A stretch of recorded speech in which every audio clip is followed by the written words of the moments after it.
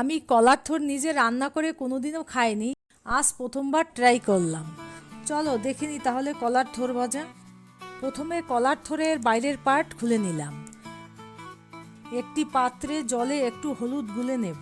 হলুদ গুলিয়ে নিয়েছি যাতে কষের জন্য কলার থোরগুলো কালো না হয়ে যায়। কলার থোরের আঁশ আঙ্গুলে পেঁচিয়ে রেখে এভাবে কেটে নেব।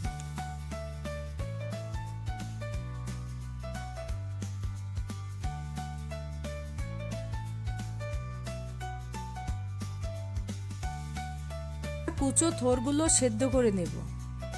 তার জন্য একটি কড়াইতে জলের মধ্যে হলুদ লবণ দেব। জল ফুটে উঠলে থোর সেদ্ধ করতে বসিয়ে দেব।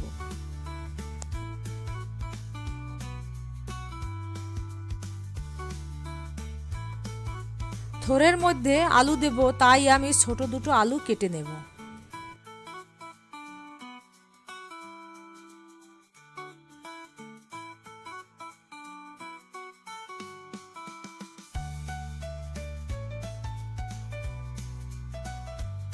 আর লাগবে নারকেল। নারকেল কুড়িয়ে পেস্ট করে নেব।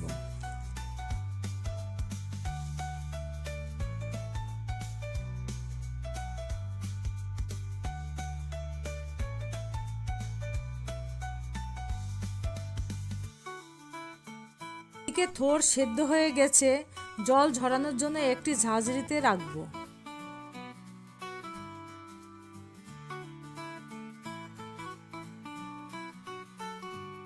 কড়াইতে তেল দিয়ে বাদাম ভেজে নেব। চাইলে এটার পরিবর্তে ছোলাও দিতে পারেন।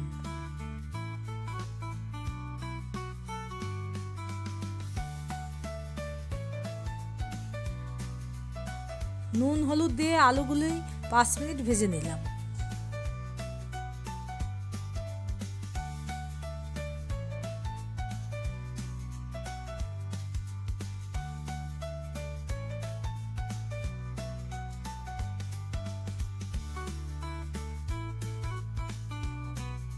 কলার থোরগুলো একটু চটকে নেব।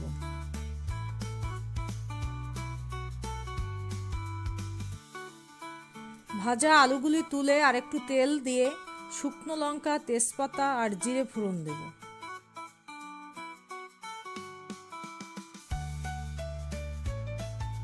তারপর দিয়ে দেব কলার থোর আর ভাজা আলুগুলো।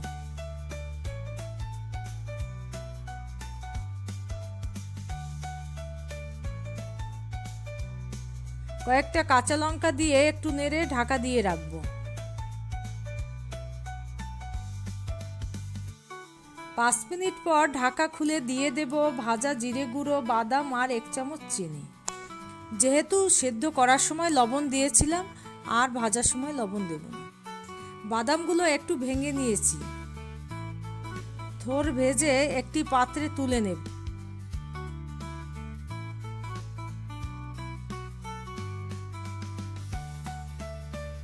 কড়াইতে তেল দিয়ে পেস্ট করা নারকেল একটু ভেজে নেব। তার ভেতর দিয়ে দেব ভেজে রাখা থোর, একটু নেড়ে নামিয়ে ফেলব।